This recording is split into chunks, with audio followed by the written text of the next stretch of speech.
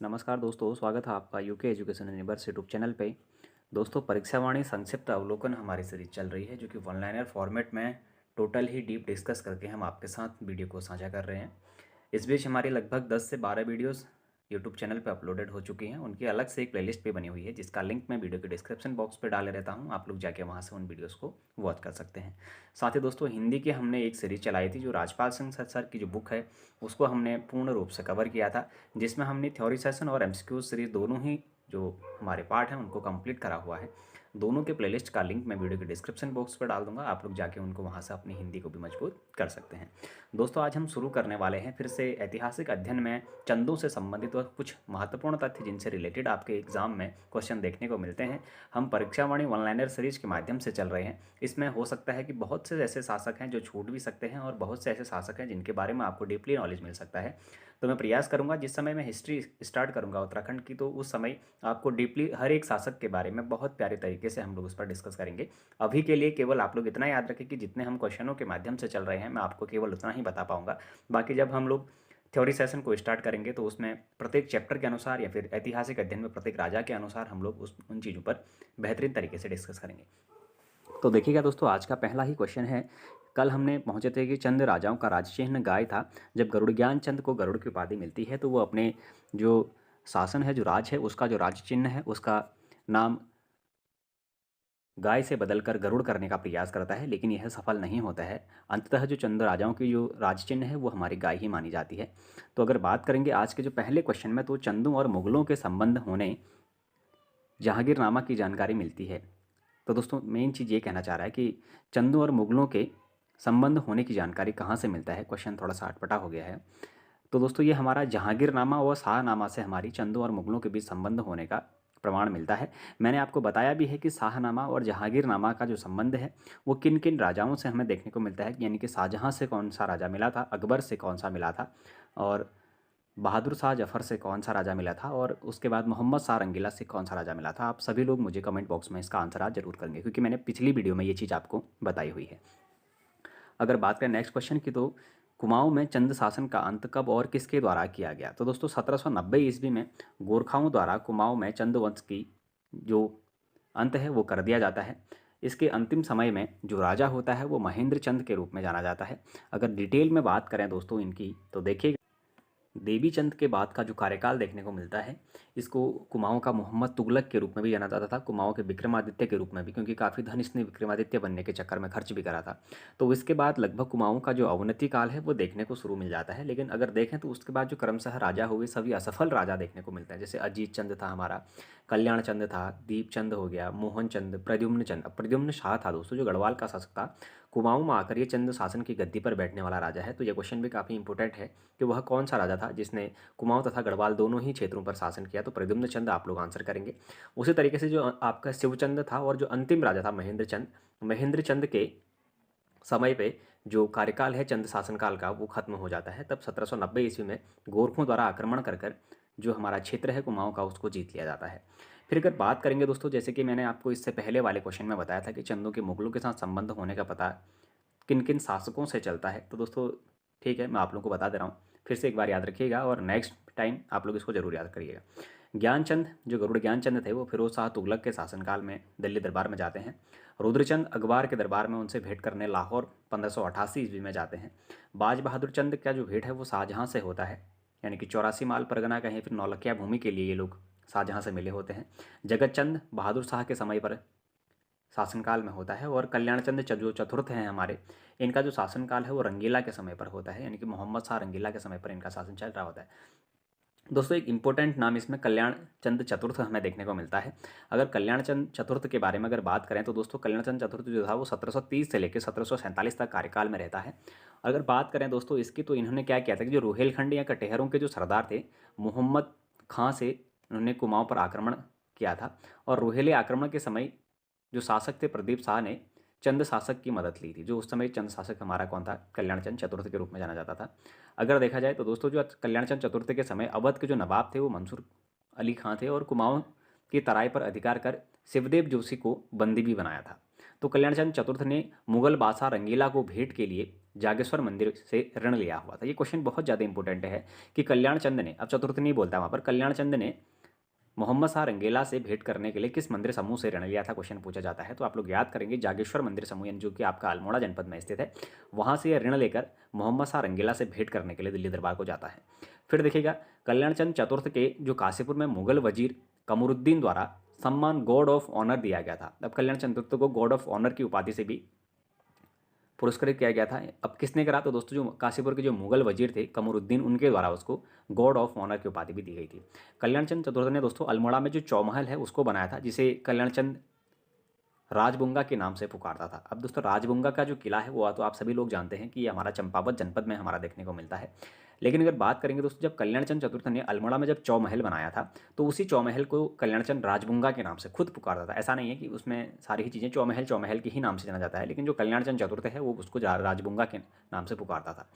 अगर देखा जाए तो दोस्तों इसने जो लच्छी गुसाई मनराल को स्यानाचारी सौंपी थी, उसके बाद जो लच्छी गुसाई है उसने मनराल 16 गांवों को सयाना था, जिसको इसने 16 गांवों का सयाना भी बनाया था। और कल्याण चंद चतुर्थ के समय बलिराम चौधरी एक लेखक के रूप में वहाँ पर दिखने को मिलते हैं। अगर देखा जाए तो दोस्तों जीवन के अंतिम समय में जो कल्याण चंद चतुर्थ है उसने अपनी आंखों की रोशनी चली गई थी। कहीं कहीं में कहावत ऐसी भी है कि यह इतना क्रूर शासक था कि इसने लोगों की आंखें निकालकर घड़ों को भर लिया था, ऐसा भी कहावत देखने को मिलता है। लेकिन अभी प्रमाणिक कोई सत्य नहीं है, क्योंकि ये जो भगवान सिंह धामी जी की पुस्तक है उसके आधार पर मैं आप लोगों को बता रहा हूँ, क्योंकि ऑथेंटिक बुक में ऐसा कहीं पर अभी नहीं दिया गया है।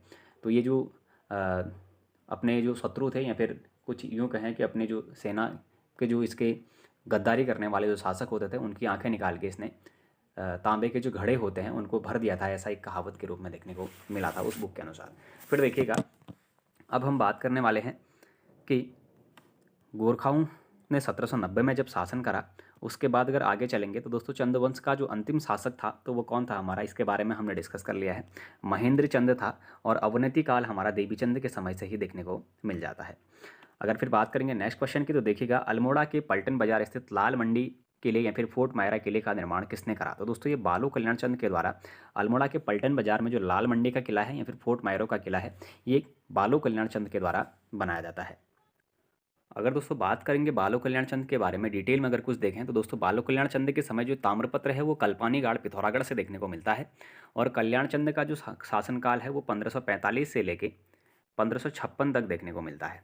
अगर देखा जाए तो दोस्तों बालू कल्याण चंद भीष्मचंद का गोद लिया हुआ पुत्र माना जाता है। और कल्याण चंद के समय जो राजधानी थी वो अल्मोड़ा पूर्ण रूप से बन गई थी। अल्मोड़ा स्थित जो राजधानी है उसको राजापुर के नाम से भी जाना जाता था। और बालू कल्याण चंद का जो विवाह है वो डोटे की मल्ल वंशी जो राजकुमारी है उसके साथ होता है। और हरिमल्ल अपनी बहन को दान स्वरूप सूर प्रांत देता है। सूर बोले तो पिथौरागढ़ क्षेत्र उसको दान के स्वरूप देता है। इससे पहले भी मैंने आपको ये बताया है। कल्याण चंद सीर प्रांत को भी चाहता था, लेकिन सीरगढ़ के किले पर रुद्रचंद ने 7 बार आक्रमण किया था। ये काफ़ी इंपॉर्टेंट क्वेश्चन आपको देखने को मिलता है कि जो सीरगढ़ का किला है वहाँ पर किस शासक द्वारा 7 बार आक्रमण किया गया था, तो रुद्रचंद आप लोग याद रखेंगे, क्योंकि ये फेमस आक्रमण है और ये नाम भी आपको बहुत याद रखने की आवश्यकता है, क्योंकि रुद्रचंद से काफ़ी क्वेश्चन परीक्षाओं में देखने को मिलते हैं। अच्छा दोस्तों, लाल मंडी का जो किला है वो तो हमारा कल्याण चंद के द्वारा अल्मोड़ा में इसका निर्माण करा दिया जाता है। और कल्याण चंद ने इस्लाम शाहसूर के शत्रु ख्वासा खां को चंद राज्य में शरण दी थी, जिसका चंद राज्य में शरण सही समय पता नहीं चलता है।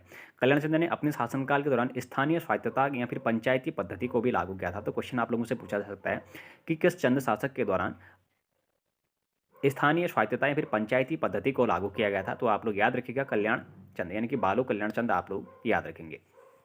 फिर देखिएगा अब हम बात करेंगे नेक्स्ट क्वेश्चन की, चंद राजाओं के समय सिक्का टकसाल व ताम्र उद्योग का केंद्र था। तो दोस्तों जो हमारे जब चंद शासकों का जो समय चल रहा था तो उस समय जो सिक्का है या फिर जो टकसाल है, सिक्कों के निर्माण के लिए टकसाल की ही आवश्यकता हमें पड़ती है। तो चंद राजाओं के समय जो सिक्का या फिर टकसाल व ताम्र उद्योग का जो केंद्र था वो अल्मोड़ा में देखने को मिलता है।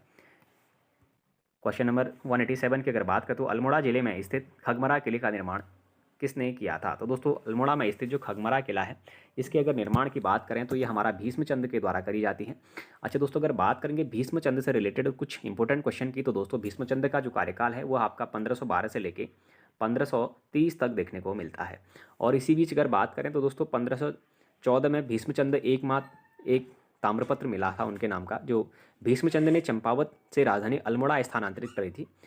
लेकिन बसाया किसने था वो अलग बात है। भीष्मचंद्र ने क्या करा था, चंपावत से जो अल्मोड़ा को राजधानी है वो स्थानांतरित करती है, और इसको पूर्ण रूप से किसके द्वारा अगर बसाया जाता है, अगर क्वेश्चन पूछा जाता है तो बालो कल्याण चंद आप लोग उसका सही आंसर करेंगे। लेकिन अगर किसके द्वारा चंपावत से राजधानी अल्मोड़ा को स्थानांतरित करी गई थी तो भीष्मचंद आप लोगों का ऑप्शन वहाँ पर होना चाहिए। फिर अगर देखा जाए तो दोस्तों अल्मोड़ा के जो खगमरा किला है उसका निर्माण भीष्मचंद के द्वारा कर दिया जाता है, और भीष्मचंद का जो उत्तराधिकारी होता है वो बालो कल्याण चंद होता है, जिसके द्वारा पूर्ण रूप से जो राजधानी है वो चंपावत से अल्मोड़ा को स्थानांतरित करी जाती है। फिर देखिएगा बात करेंगे बाणासुर किला कहाँ स्थित है। तो दोस्तों जो बाणासुर का जो किला है ये लोहाघाट देवीधुरा जो मार्ग है वहाँ चंपावत में ये देखने को मिलता है बाणासुर का किला। अगर बाणासुर का किले से अगर देखें तो दोस्तों ये असुर राजा की राजधानी के रूप में भी जाना जाती है, और वहीं बाणासुर का जो किला है ये लोहाघाट जो हमारा देवीधुरा मार्ग पड़ता है चंपावत में, तो उस मार्ग में हमारा बाणासुर का किला देखने को मिलता है। अच्छा अगर देखें दोस्तों आज का लास्ट क्वेश्चन और कल का होने वाला जो सीरीज है उसका पहला क्वेश्चन देखें तो चांदपुर गढ़ी में परमार वंश की नींव रखी थी। तो दोस्तों चांदपुर गढ़ी कहने का मतलब है अब हम लोग परमार वंश पहुंच गए हैं, यानी कि परमार वंश पर हम लोग कल से डिस्कस करेंगे। आज हमारा चंद वंश खत्म हो चुका है। आप लोग बोलेंगे कि बहुत से ऐसे राजा हैं, अभी बहुत से ऐसे टॉपिक थे जो हमारे छूट गए हैं, तो केवल परीक्षावाणी में जितने आप लोगों के क्वेश्चन आधारित बने हुए हैं मैंने उन पर ही चर्चा करी है। मैं आपको फिर से एक बार कह रहा हूँ कि अजय रावत सर की जो हिस्ट्री है उसको हम लोग बहुत जल्द कवर करने का प्रयास करेंगे, और उस हिस्ट्री के माध्यम से मैं आपको चाहे चंद वंश हो या फिर परमार वंश हो, उन सभी वंशों के, या फिर गोरखा शासन हो आपका हो, ब्रिटिश शासन हो, उन सभी जो राजा हैं या फिर जो ब्रिटिश अधिकारी हैं उनसे संबंधित सभी चीज़ों के बारे में डिस्कस करने वाले हैं, चाहे वो कुमाऊं कमिश्नरों से संबंधित हो या फिर वो गढ़वाल के परमार वंश के जो राजाओं से हो या फिर कुमाऊं के चंद वंश के राजाओं से हो, गोरखा शासकों से हो, उनके बारे में हम डिटेल में तब डिस्कस करेंगे जब हम लोग हिस्ट्री शुरू करेंगे। और बहुत जल्द हम लोग हिस्ट्री का एक बैच शुरू करने वाले हैं, जिसके माध्यम से बहुत जल्द आप लोगों की जो हिस्ट्री है उसको भी खत्म करने का प्रयास किया जाएगा। तो दोस्तों आज का जो अंतिम क्वेश्चन है, चांदपुर गढ़ी में परमार वंश की नींव किसने डाली। तो दोस्तों कनकपाल के द्वारा चांदपुर गढ़ी में परमार वंश की नींव डाली जाती है। आज के लिए केवल इतना ही। कल फिर मिलेंगे हम एक नए सेशन के साथ और नए एक सीरीज के साथ, जो कि हम परमार वंश लेकर आएंगे और उससे संबंधित सभी महत्वपूर्ण राजाओं का जिक्र हम कल करने वाले हैं। तो दोस्तों यदि अगर आप लोगों को ये वीडियोज अच्छी लग रही हो तो आप लोग चैनल को जरूर सब्सक्राइब करें, अपने दोस्तों के साथ चैनल को जरूर शेयर करें, बाकी लाइक करें, कमेंट करें और बने रहिएगा UK education universe YouTube channel के साथ। धन्यवाद।